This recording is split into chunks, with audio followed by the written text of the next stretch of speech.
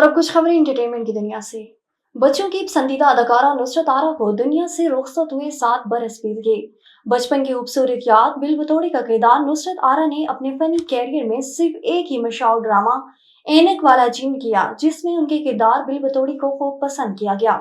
नुसरत आरा कराची से लाहौर मुंतकिल हुई ताकि किसी भी बड़े ड्रामे में काम कर सकें, लेकिन ऐनक वाला जिन के अलावा इन्हें कोई ड्रामा ना मिला। काम न मिलने के बायस नुसरत आरा को शदीद माली मुश्किलात का सामना करना पड़ा। पाकिस्तानी अदाकारा महविश खयात और भारत के मशहूर पंजाबी रैपर योनियो हनी सिंह ने एक साथ नए गाने का ऐलान करके सबकी तवज्जो हासिल कर ली।